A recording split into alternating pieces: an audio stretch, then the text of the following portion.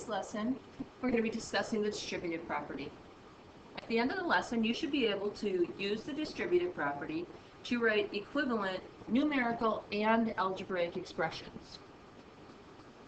So for example, if I want to find the area of these two rectangles, I could first multiply 3 times 4 and get 12 here, and then 3 times 2 and get 6 here and add them together and equals 18. Or I can add these two together first and get 6, and 6 times 3 is 18. That's the distributive property. You can multiply first and then add, or you can add first and then multiply. So the distributive property means that you're going to multiply the number by the sum.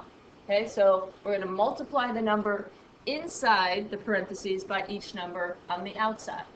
So we'll multiply 2 times a, that gets us 2a, and then 2 times -4 gets us -8. An equivalent expression just means that you have two expressions that have the same value. Okay, so it's just a different way of writing that expression. So for example, we're going to rewrite these using the distributive property and then evaluate. Evaluate just means find your answer. So 3 times 2/12. 3 times 2/12 is 1/2. And then 3 times 6 is 18. So when I evaluate, I get 18.5.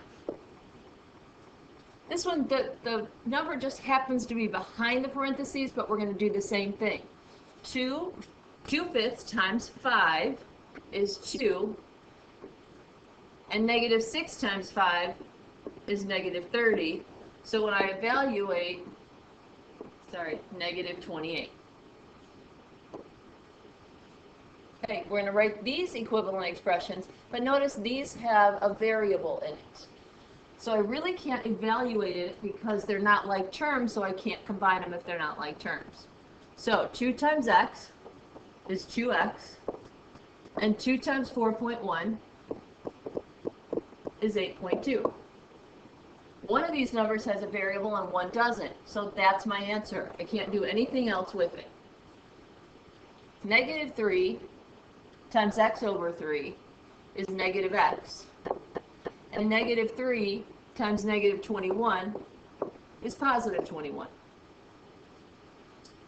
X times -5 is -5x, and 1/3 times -5 is -5/3 y. Again, we've got terms that are not alike, so we cannot combine them. This negative in front of the parentheses is almost like it says -1. Okay, that 1 is sort of invisible. So -1 times x is -x, and -1 times +1 is -1. Now, would you be able to go backwards and figure out what numbers would be out here that we could get this 8x plus 24? Well, if I look at both of these numbers, I see that they're both divisible by 8. So I would put the 8 out here and get the x, and this is 3.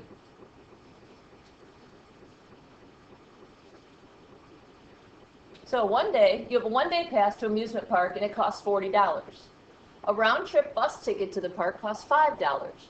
Write two equivalent expressions to find the total cost of a one-day pass and a bus ticket for 15 students.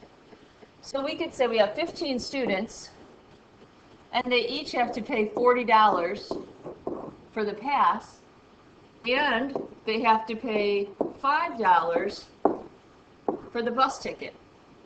Or we could say we're going to do $15 plus the 40 for the ticket and 5 for the bus pass. So those are two different ways of writing that expression. In closing, which one has an equal sign, an expression or an equation? Well, hopefully we know that an equation is the one that has an equal sign.